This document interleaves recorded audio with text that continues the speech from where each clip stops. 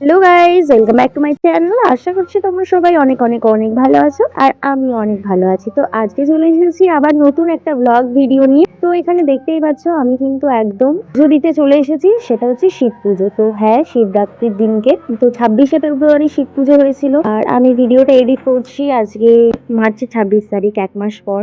অনেক কাজের জন্য আর টাইম হয়ে ওঠেনি ভিডিও এডিট করার, আর তার মাঝে তো কিছু কিছু ভিডিও পোস্ট করেইছি। তো তোমাদের সেই ভিডিওগুলো কেমন লাগছে সেটা কিন্তু অবশ্যই তোমরা কমেন্ট করে জানিও।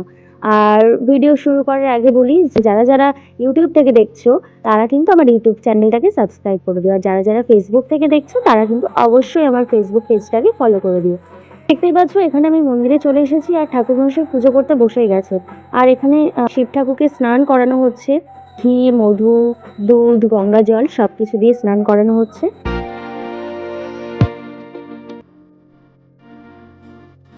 এই দেখো এখানে স্নান করানোর পর আবার মালা পরিয়ে দেওয়া হলো।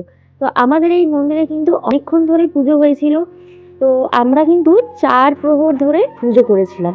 মানে আমাদের এই মন্দিরে তো 4 প্রহর ধরে পুজো হয়। আর এই দেখো সব পুজোর সামগ্রী। তো প্রথম প্রহরে জল ঢালা শুরু হয়ে গেছে।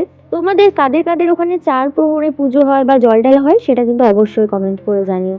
আর এইদিকে দেখতেই পাচ্ছ সবাই কিন্তু এক এক করে জল ঢেলে নিচ্ছে, আমি এখনো সুযোগ পাইনি, এতটা পরিমাণ ভিড়। যার জন্য ভাবলাম একটু ফাঁকা হোক তারপরে ঢালবো।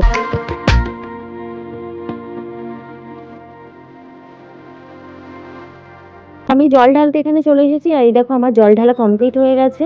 তারপর আবার দ্বিতীয় প্রহরের পুজো শুরু হবে, তার মাঝে একটুখানি টাইম ছিল, সেই জন্য আমাদের এখানে একটু ছোট মতো মেলা বসেছিল, সেখানেই আমরা ঘুরতে এসেছিলাম। এই যে আমি, বোন, আমার ননদিনী, ফুচকুসোনা সবাই মিলে। একটা প্রহরের পুজো দেওয়া হয়ে গেছে। এবার দ্বিতীয় প্রহর শুরু হবে 10টায়, এখন বাজে হচ্ছে 9টা 3, আর 1 ঘন্টা বাদে শুরু হবে। তো দেখা যাক কতক্ষণ পারি 4 প্রহর জল ঢালবার মতো এরকম করছো। আর আমাকে কেমন লাগছে সেটাও জানি। সাজিয়ে দিয়েছে পুরো। তো এখানে পুরো পরিষ্কার হয়ে গেছে, ফুল বেলপাতা কিছু হয়, বেল ফল টল, তো সেগুলো সবই পরিষ্কার করে নিয়েছে। আর এখানে দেখতে পাচ্ছ যেদিনকে শিব পুজো ছিল সেদিনকে আমাদের ওখানে কিন্তু কবি গান হচ্ছিল। তো আমাদের শিব পুজোর দিনকেই কোনো না কোনো অনুষ্ঠান হয়, যাত্রা হয় প্রতিবার। তো এই পুজোটা মানে আমি প্রথমবার আমার শ্বশুরবাড়ি এখানে দেখছি। তো যাই হোক, আর এইদিকে আমার পুচকু সোনা দেখো গান তালে তালে নাচছে। আর আরেকদিকে এদিকে আমাদের এখানে তো অনেক মন্দির আছে, তোমাদেরকে আগে একটা ভিডিওতে দেখিয়েছিলাম। সেই মন্দিরে এসে ও ধূপকাঠি নিয়ে দুধ দিচ্ছে আর ঠাকুরকে আর কি দেখাচ্ছে, পুজো করছে।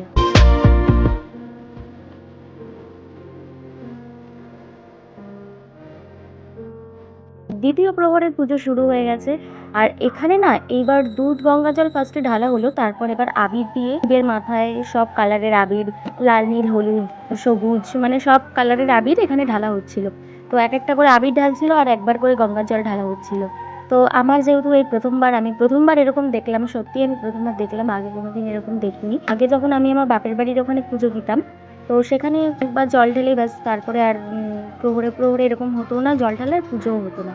তো আমার তো এবার প্রথমবার, খুব ভালো লাগছে, সেই ভিডিওগুলোই আমি তোমাদের সাথে শেয়ার করলাম।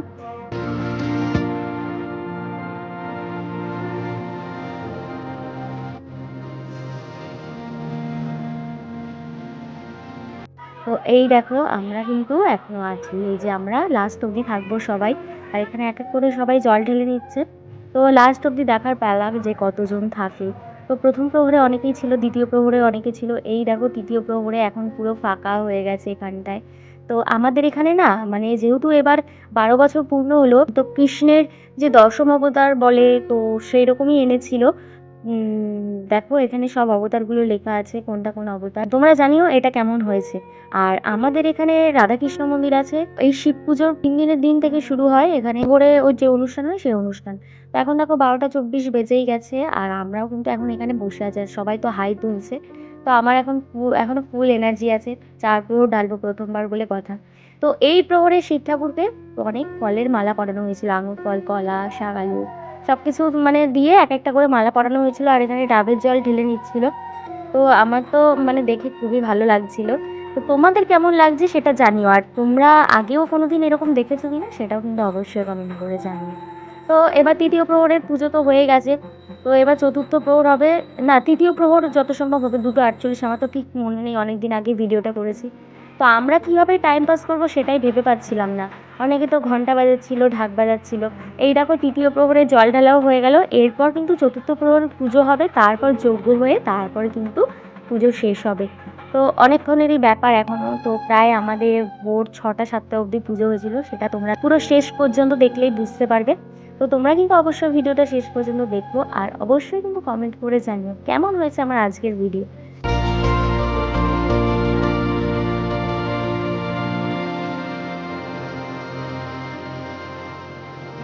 আর এখানে দেখতেই পাচ্ছ তৃতীয় প্রহরের পুজো শেষ হওয়ার পর চতুর্থ প্রহর সবার কিন্তু একটুখানি এনার্জি লস লাগছে। তো যাই হোক, কিছু করার নেই, সারা রাত জেগে পুজো তো একটু এরকম হতেই পারে। অনেক রাত অবধি জেগেছিলাম, আর আমার কিন্তু এটা প্রথমবার ছিল। তোমাদের তো বলছি সবই ঠাকুরের আশীর্বাদে আমি এতক্ষণ পর্যন্ত উপোস করে থাকতে পেরেছি। তো যাই হোক, এখানে ঠাকুরকে বেলপাতা, তারপরে ফুল টুল এইসব দিয়ে পুজো দেওয়া হচ্ছিলো। তো এরপর আমাদের মানে জল ঢালা কমপ্লিট হয়ে গেছে। তো এটা হচ্ছে আমাদের লাস্ট প্রহরের আর কি জল ঢালা হবে। তো যাই হোক, আমরা মানে প্রত্যেকবারই একবার করে জল ঢালা হচ্ছে, আবার প্রত্যেকবারই পরিষ্কার করে নেওয়া হচ্ছে, কারণ ওখানটায় যদি প্রচুর ফুল, বেলপাতা, ফল ভর্তি হয়ে যায় তাহলে কিন্তু ঠাকুরের পুজো করতে অসুবিধা হবে। এখানে তো প্রহরের পুজো কমপ্লিট, যজ্ঞ শুরু হয়ে গেছে, দেখতেই পাচ্ছ। তো এই যজ্ঞ হলেই কিন্তু আমাদের পুজো কমপ্লিট হবে। জানো তো বন্ধুরা, আমার অনেক দিনের ইচ্ছে ছিল আমি এরকম প্রহরে জল ঢেলে সারা রাত উপোস করে ঠাকুরের পুজো করব। তো সেটা আমি ফাইনালি করতে পেরেছি, সবই ঠাকুরের আশীর্বাদ আর আমার মনের জোর ছিল, যার জন্য সারা রাত অবধি উপোস করে থাকতে পেরেছিলাম। দিকে দেখতে পাচ্ছ যজ্ঞ শুরু হয়ে গেছে।